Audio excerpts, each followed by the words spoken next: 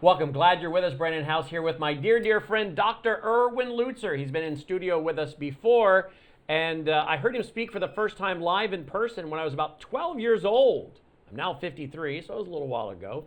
He was speaking for the Lake Johanna Shores Bible Conference in Minneapolis, St. Paul. Little did I know, years later, we become friends. He would speak for our conferences around the country, come into our studio, and we're just so thankful to have him back with us. He's the author of a book I've promoted so many times, even in the last week or so, Hitler's Cross, one you should all read, more relevant today than even when he wrote it back in the early to mid 90s, Hitler's Cross. But he's got another book coming out. It'll be out this September. So we're getting a kind of a pre-interview to the book release. It's called No Reason to Hide, subtitled Standing for Christ in a Collapsing Culture. Don't you love that subtitle?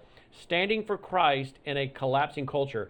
He's the pastor emeritus of historic downtown Chicago church, Moody Church. He was the pastor there for several decades. Historic Moody Church. That was the church of Dr. D.L. Moody. Some of you know exactly who I'm talking about. He has a radio ministry that's heard literally all over the world.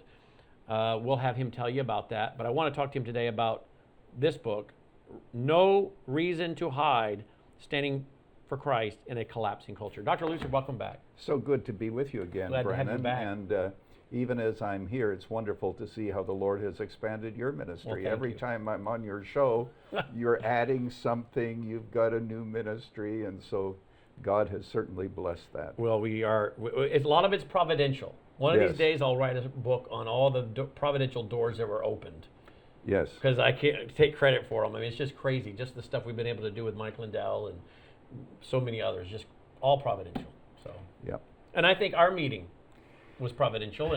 And you know, if I might humbly refer to my autobiography, it's entitled, He Will Be the Preacher, because when I was a baby sleeping in a crib, the pastor's wife came over, according to my mother, and said in German, He will be the preacher. Really? But the subtitle is the story of God's providence in my life.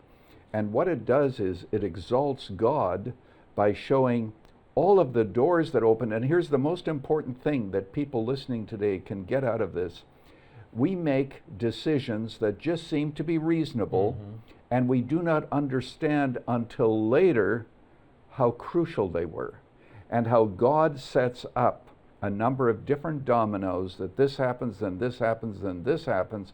Because when I think of the fact that I was born on a farm in Canada, 5 miles from a town of 75 people, out on the farm, born there, you know, milking cows occasionally on my father's tractor. There's no way to explain my origin and all the opportunities that God has given except through His undeserved providence. And that's why sincerely I give Him all the glory. Absolutely. How would you define providence to maybe those who've never heard that word?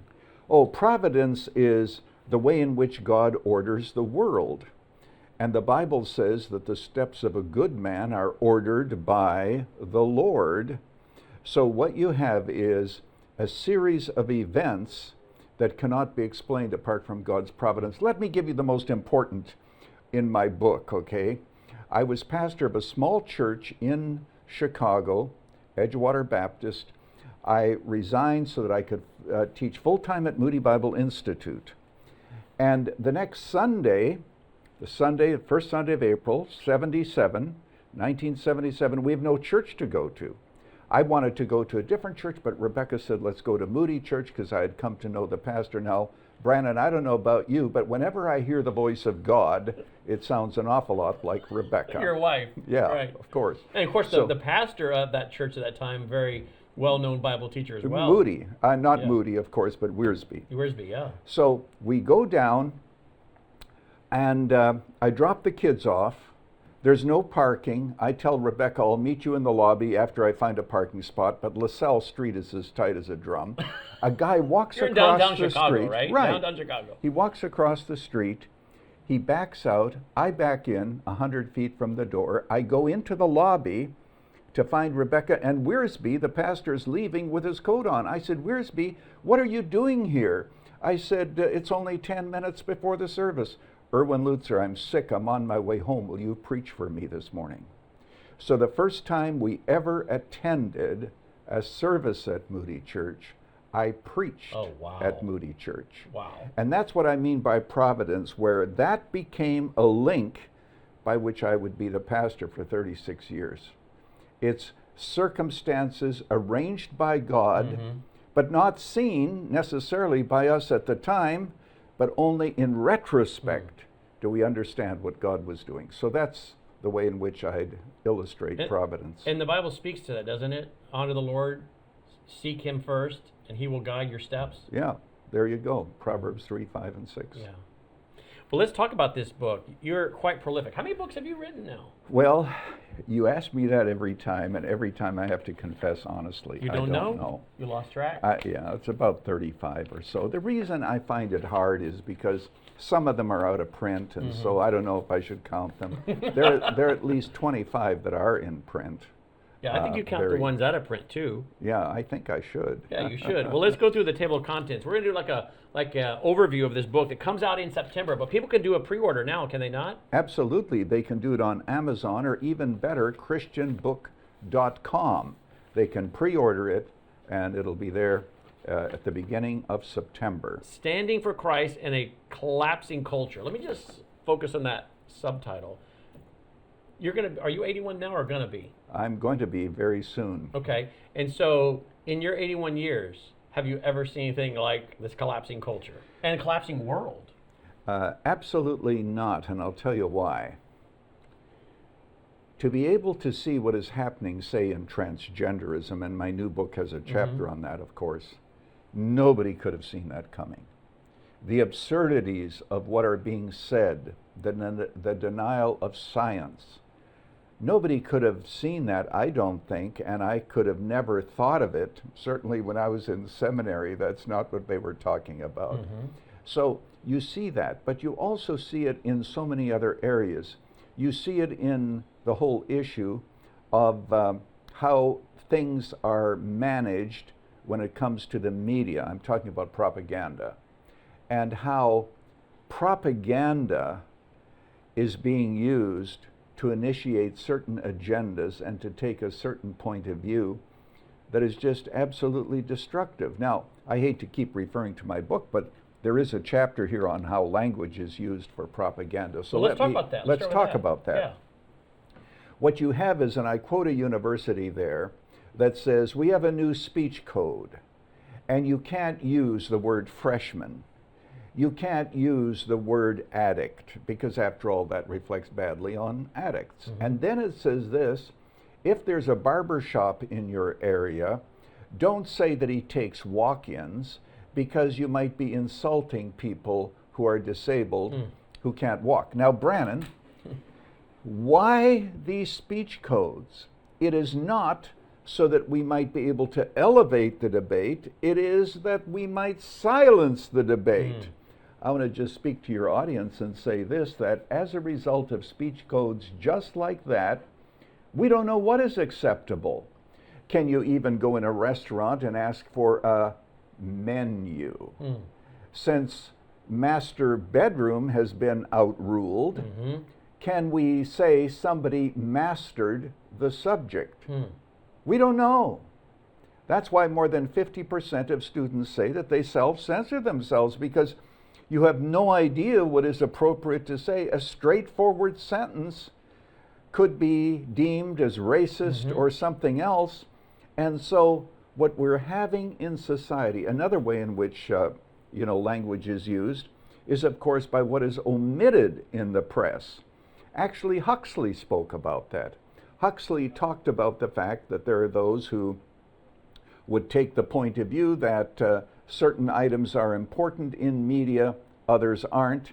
And he says what you hold back is oftentimes the most important thing. That's why balance in the news is so incredibly important. And this is a world in which we now live. And then one other thing, I want to say to all those of you who are living for Christ in our collapsing culture, I want to give you a word of encouragement. If you are called names, that probably is good. A wise attorney told me that what happens is the left begins to call people names as proof of the fact that they no longer have an argument, And therefore, they are willing to simply discount a person by name calling because they know how weak their arguments actually are. So racist, bigot, Islamophobia. Yeah, all those. You know, and if you're opposed to same-sex marriage, well, of course, you know, you are a bigot. Yeah, if you're opposed to the whole idea of having some rules regarding as to who comes into this country, you're racist. I find this to be amazing that we have basically open borders, and yet the people who institute these policies are never affected by them. They live in gated communities, they have their bodyguards, they have all this. So if you are not opening your door and leaving it open at night for anyone who walks by to come in and to get help, then why should we have an open border? I look at the open border as kind of like the front room of your house, right? I mean, it's the front door. So what language is being used is to vilify all those who want a rational discussion about these issues. So a lot of it is just plain vilification by the words that are used and so forth.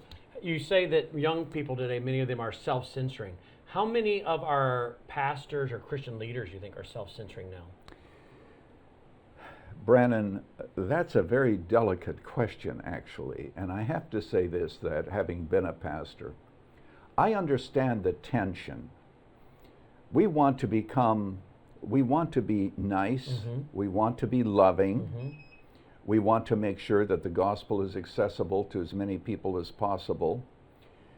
So there's pressure to not speak about the cultural issues.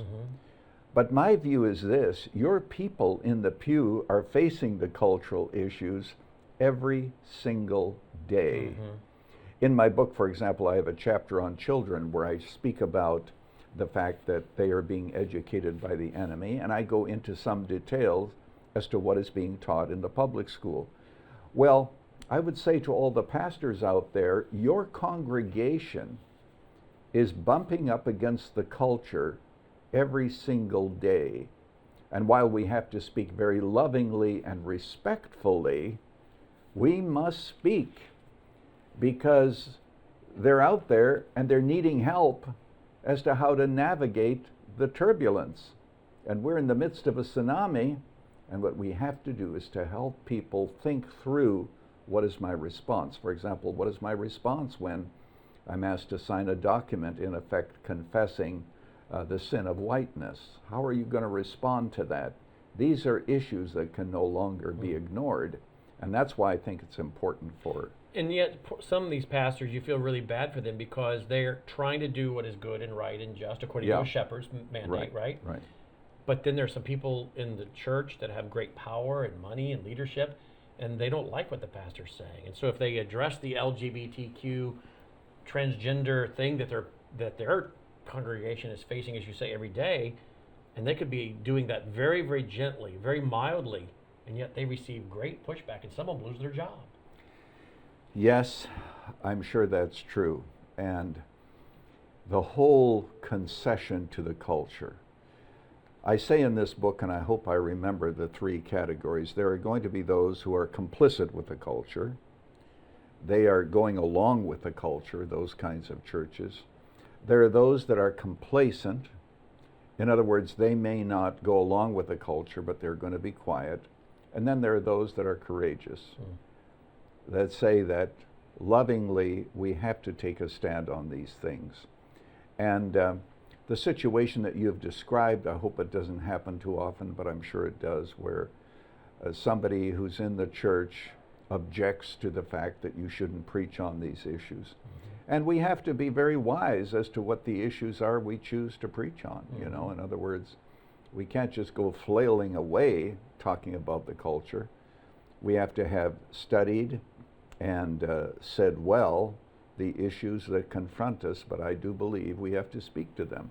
The book that he referred to, those 3 points, is this book, We Will Not Be Silenced. This is another book of his, We Will Not Be Silenced, Responding Courageously to Our Culture's culture's assault on Christianity. Responding courageously to our culture's assault on Christianity. That's the subtitle. The title, We Will Not Be Silenced, by Dr. Erwin Lutzer. You should get a copy of that. I'm also interviewing him about this brand new book that comes out in September. So here we are today, middle of July, 2022.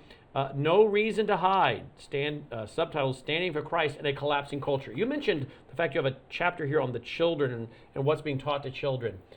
You're a grandfather. I'm a father. I'm not a grandfather yet. I hope to be. But how many grandkids you got? 8. 8 grandkids. You ever look at those grandkids and really feel bad for them, feel sorry for them as to what's happening and the confusion and the... It's just, I mean, you and I didn't have to go through this. No, of course not. I mean, you could literally be my father. You're my father's age, right? Yeah, right, you are. right. And I could be, maybe even your grandkids' father's age, 53. So I have kids that are probably your grandkids' age. So, you're one generation, I'm the next, and then Logan's the third generation. And I look at his generation, and of course, you're backing up one generation, looking at it through the lens of things that were, Lucy and Ricky couldn't even share a bed together. The censors wouldn't let that go. They had to stay in, separate single beds. And now today it's. So how do you feel about these young people? Well, I want to tell you this: the intention is to create guilt in all the things that are being taught about the children regarding sexuality, but then to tell them to normalize even the bizarre. Now, recently, the Supreme Court had the good sense to say that a football player could pray at the 50-yard line, all right? But the argument was kids shouldn't see somebody pray. Right. But those kids are supposed to see the transgenders, they're supposed to see the cross-dressers that appear, and so forth, and all of that is supposed to be normalized. In the process of teaching these things about sexuality, and in Illinois, and actually throughout the country, there's a book used that I discuss there that is just pornography for children. In the midst of all of that, what they want to do is to normalize every kind of sexuality, and they deal with guilt by saying, that's just the oppression of your parents, that's the oppression of your church, that's the oppression of your upbringing. And that's why they want to cut the parents off from the educational process, because in their minds, educating children is far too important than to be allowed the parents to do it. So what you have is the destruction of children's souls, not just their bodies, because they're being told the natural guilt that you feel and the innate knowledge of your conscience that tells you that this is wrong has to be stifled. And as a result of that, that's why the kids end up saying, I think I'm transgender because after all, I'm not happy in the body that I have. All of us have looked in the mirror and wondered where God was when we were put together. And if you're told now the answer to you is you're just having the wrong person in the wrong body, you can see how tempting this is to children. Mm-hmm. And then the other thing that happens is once you transgender as a child, you become a part of a victim group, and that gives you power. Victimhood in America has a tremendous amount of power. And so now, you're special, you're trans. And so it becomes a status symbol and so forth.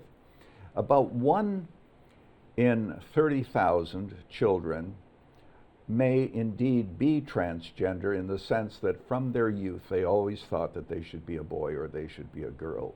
But today we have a contagion intentionally happening, and there's billions of dollars involved in this, and that's why you can't even get people to say what a woman is. Brandon, I know I'm doing a lot of talking, but that's fine. That's why we're here. I'm not finished. Do you remember in George Orwell's book, 1984, Winston was taken into a back room, and he was taught that 2 + 2 = 5. The guy held up 5 fingers and said the answer is 5. And the answer is also 3. And sometimes the answer is both altogether. I've often thought about that. Do you think it was because they were hoping that Winston would actually believe that 2 plus 2 is equal to 5? I don't think so. You know what they wanted to do? They wanted to make him comfortable living with lies. I don't believe anyone in their heart actually thinks that a man is a woman, or that he can go through a certain number of surgeries and it changes his chromosomes, etc., and he changes his gender. Nobody really believes that. But the point is, we have become comfortable as a nation living with lies. And while I'm on the topic, Voltaire is quoted as saying, those who get us to believe lies eventually get us to commit atrocities. So we live in a lying culture, and we have these cultural streams that are so powerful, it's difficult to resist them. Do you, Dr. Lutzer, see a connection between this brand new book that's coming out in September of 2022, No Reason to Hide, We Will Not Be Silenced, a book you wrote a couple years ago, and let's say your excellent book from, 1992, 93, 94, Hitler's Cross? Because I think those three books, I think you've got this, We Will Not Be Silenced, this new book, No Reason to Hide, and Hitler's Cross. These three books really go well together. And it's these books here that could maybe stop the Hitler's Cross scenario. What do you say? Yes, that's the intention. And by the way, for those who have We Will Not Be Silenced, which has been out now nearly for 2 years, almost all of the material in this book is totally new. New chapters, even where there's some overlap, they're dealt with in a more up-to-date way, and so forth. So it is the two books really do go together, but you can certainly have one without the other. Now let's talk about Hitler's Cross. In that book, as you know, I talked about the cultural streams that come together to form the Nazi agenda. And as you have pointed out, I once heard you say correctly, that in Nazism, swastikas, of course, were put up in the churches. My book has pictures of swastikas in churches. Because what the Christians were saying is, when you come for the Christians, don't come for us because we're on your side. That's why there are some churches that emphasize the BLM agenda, for example. If you're Black Lives Matter. Black Lives Matter. In other words, and that, of course, as we know, is a Marxist organization interested in the destruction of the nuclear family. While I'm on that, and don't let me lose my track here, but the nuclear family has to be destroyed according to Marx and Engels because it represents oppression. Men oppress their wives, parents oppress their children, they take them to church. God is the ultimate oppressor, and so what we have to do, we have to destroy that. So, in Nazi Germany, Hitler taught that if 100,000 people, for example, in Nuremberg, in those big rallies where you had 200,000, and by the way, I've actually been there. Have you been there? No, I have not. Oh my. You actually see it's a racetrack today, but you can see the outline of where the stadium was. Huge. Hitler believed that if you have a couple 100,000 people all shouting the same slogan, any person who opposes will either change his mind or remain silent. I mean, if 200,000 people are shouting about the greatness of Germany, what are you going to do about it? It's like spitting against the wind. I mean, you just don't have a chance. And so what we have today also are those cultural streams. And then Hitler, of course, because of the burning of the Reichstag, made a deal with the German people. What he said was, in effect, you give me your civil rights and I will protect you. I'll protect you from communism and so forth. And the Germans gladly gave up their civil rights because they said we'd rather live and have food as slaves rather than be free and die. So what you find today also is there are parallels even between that and our culture today. Absolutely. You talk about the transgender and you talk about Hitler. And I find it interesting the connection between Hitler's brown shirts, that started as a homosexual youth organization, And today now we're taking the homosexual agenda and putting it onto our military. We're purging the military from people that believe in borders, America first, who are opposed to the LGBTQ agenda. As you know, we've had a military stand down where they could clean those folks out. We have legislation, even today we're watching and pending in Congress with authorization and funding for the military that uses the word extremist 72 times. I'm very concerned about what they're doing to our military, because you wrote about it in Hitler's Cross and how they helped to brainwash people, put them through horrible things so that their conscience would be seared, then put them through horrible exercises so that they only could find solace with one another. They couldn't go back home and find a commonality with their family.